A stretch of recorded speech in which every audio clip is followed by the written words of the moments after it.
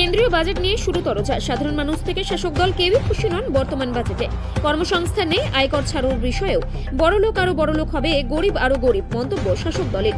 বিদ্যালয়ে board band প্রসঙ্গে শিক্ষকরা জানাচ্ছেন, এর আগেও এই পরিষেবা দেওয়া হয়েছে, তার থেকে বেশি ছাত্রছাত্রীদের পড়াশোনার জন্য যদি এই পরিষেবা চালু করা হয় তাহলে শিক্ষার উন্নতি হবে।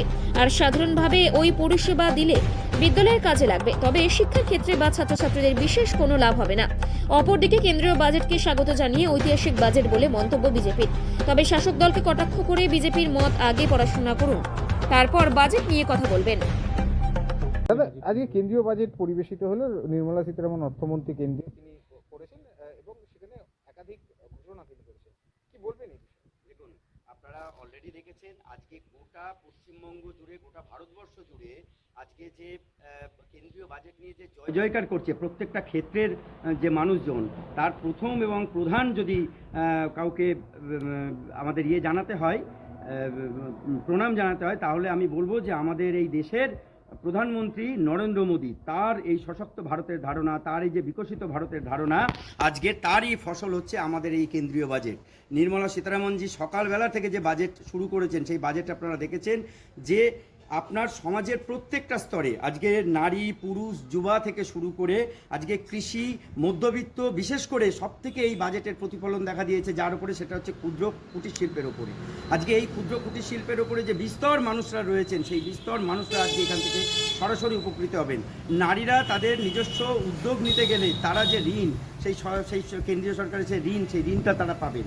এছাড়া আপনি যে গবেষণা ক্ষেত্রে, আজকে গবেষণা ক্ষেত্রে একটা বিপুল লগ্নির কথা বলা হয়েছে।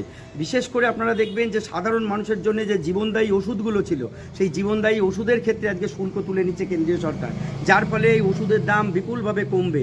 আজকে বিভিন্ন নিত্য প্রয়োজনীয় জিনিসগুলো ছিল, সেই নিত্য প্রয়োজনীয় জিনিসগুলোতে আজকে সমস্ত জায়গা থেকে কর ছাড় দেওয়া শুরু হয়ে গেছে, শুল্কও তুলে নেওয়া হয়েছে, যার ফলে সাধারণ মানুষ আজকের এই যে টেকনিক্যাল যে বিষয়গুলো, সেইগুলোকে তারা বেশি আকর্ষিত হবে। সবথেকে বড় কথা, এই বাজেটকে এক কথায় ঐতিহাসিক বাজেট বলবো না, ইতিহাসে এ ধরনের বাজেট হয়নি। প্রথমত আরও একটা কথা, যে এই বাজেটে যে কর ছাড়ের কথা বলা হয়েছে, আজ পর্যন্ত ইতিহাসে দেখতে পাবেন যে 12 লক্ষ টাকা পর্যন্ত কর ছাড়। এক কথায় অসাধারণ বললে ভুল হবে, এক কথায় এ ধরনের বাজেট কেউ কল্পনা করতে পারে না। স্যার, যে প্রশ্নটা রাখবো, ইতিমধ্যে আজকে কেন্দ্রীয় বাজেট ঘোষণা হয়েছে, সেখানে কেন্দ্রীয় অর্থমন্ত্রী নির্মলা সীতারামন জানিয়েছেন সরকারি সমস্ত বিদ্যালয়গুলিতে ফ্রিতে ব্রডব্যান্ড পরিষেবা চালু করা হবে বা দেয়া হবে। সেক্ষেত্রে আপনি স্কুলের একজন প্রধান শিক্ষক, কি বলবেন এই বিষয়ে? আপনাদের প্রতিক্রিয়া কি, কতটা যুক্তিযুক্ত? দেখুন, ব্যাপারটা হচ্ছে যে কেন্দ্রীয় সরকার যেটা আজকে ঘোষণা করছেন, আপনাদের মুখে এক্ষুনি শুনলাম, আপনার সাংবাদিক বন্ধু সবাই তৎকাল বেসিসে খবরটা পেয়ে থাকেন। তো ইতিমধ্যে কিন্তু 2024 সালের ফেব্রুয়ারি মাসে আমরা Shantipur municipal high school Bharat Sanchar নিগমের একটা ওয়াইফাই পেয়েছি, আর কি ব্রডব্যান্ড পেয়েছি, যার জন্য কোনো রকম পয়সা দিতে হয় না। ইভেন একটি ল্যান্ডফোনও পেয়েছি। কিন্তু প্রথম কথা, এটার স্পিড খুব কম। আর প্রত্যেকটা বিদ্যালয়কে যখন অন্তর্ভুক্তি করা হচ্ছে, ভাবতে হবে বিদ্যালয়ের দুটো পার্ট আছে, একটা অফিস ম্যানেজমেন্ট আর একটা হচ্ছে স্টুডেন্ট সেক্টর। এটা দেওয়া হচ্ছে ধরুন অফিস ম্যানেজমেন্ট করার জন্য। এবার প্রতিটা শ্রেণীকক্ষে যখন এই অ্যাক্সেসটা পৌঁছে যেতে পারবে, তখনই মনে হয় এই ডিজিটাল ইন্ডিয়ার ব্রডব্যান্ড পরিষেবার সার্থক রূপায়ণ হবে।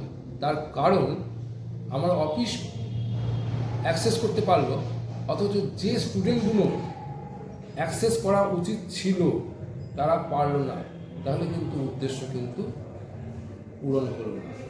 আমার মনে হয় যদি আগামীতে বা ভবিষ্যতে সরকার কখনো প্রতিটা শ্রেণীকক্ষে একটি করে স্মার্ট টিভি বা মনিটর এবং প্রতিটা বলবেন কেন্দ্রীয় বাজেটটি পেশ কতটা আশা? প্রথম কথা বলি, আমাদের সর্বভারতীয় তৃণমূল কংগ্রেসের সাধারণ সম্পাদক অভিষেক বন্দ্যোপাধ্যায় ইতিমধ্যে বাজেট নিয়ে তিনি সবটাই বলেছেন।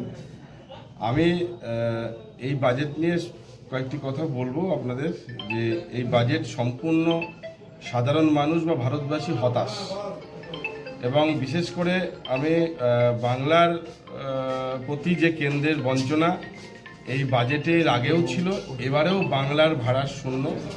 বাংলার মানুষের জন্য এই বাজেটে কোনো অর্থ বরাদ্দ সেই মতো নেই। এবং আমি বলবো যে এই বাজেটে বাংলা থেকে দেখুন বিজেপির 12 জন সাংসদ আছে, তাহলে তারা কি বাংলার বাইরের সাংসদ? তাহলে বাংলার মানুষের জন্যে এই বিজেপির 12 জন সাংসদ কোনো প্রকল্প বা কোনো প্রকল্পের অর্থ অনুমোদন করাতে পারলেন না। 1। 2 নম্বর হচ্ছে এই বাজেটে 12 লক্ষ টাকা পর্যন্ত আয়কর ছাড়। আপনাদের কাছে প্রশ্ন করছি বা আপনাদের এই চ্যানেলের মাধ্যমে সবার কাছে প্রশ্ন যে 12 লক্ষ টাকা ছাড় সাধারণ মানুষ যারা দিন আনে দিন খায়, 200 টাকা ইনকাম করতে তাদের হিমশিম খেতে হয়, তাদের 12 লক্ষ টাকা, অর্থাৎ মাসে যাদের 1 লক্ষ টাকা ইনকাম। আসলে এই বাজেট ধনী আরও ধনী হবে আর গরিব আরও গরিব হবে। এবং ওষুধের ক্ষেত্রে দেখেছেন কি বাজেটে কেন্দ্রীয় বাজেট আজকে অর্থমন্ত্রী নির্মলা সীতারামন পেশ করেছেন, কি মনে করছেন এই বাজেট সম্পর্কে কি বলবেন সাধারণ মানুষ হিসাবে? বাজেট যা দেখলাম, দেখে আমার যেন কেমন একটা হাসি পাওয়ার মতো। 12 লক্ষ টাকা পর্যন্ত যদি কর ছাড় দেবে, তো 12 লক্ষ টাকা ইনকাম কি সাধারণ মানুষ করে? ধনী লোক করে। তার ছাড় দিয়ে তারই লাভ হলো, তো সাধারণ মানুষের কিছু হলো না। আর স্কুলে ইন্টারনেটের ব্যবস্থা থাকলে তাহলে ছাত্রের জন্য যে ইন্টারনেট দরকার হয় সে তো তার বাড়িতে দরকার, তাহলে ইন্টারনেট দরকার যেন তাহলে স্কুলে ছুটি হওয়ার পরেও গিয়ে সেখানে বসে থাকতে হবে যে নেটটা পাবে, তাহলে কোনো যুক্তি নেই। আর ও যে ব্যাংকে প্রবীণদের জন্য সুবিধা দিয়েছে যা সুদের, তা একটা ভালো কাজ। তা কত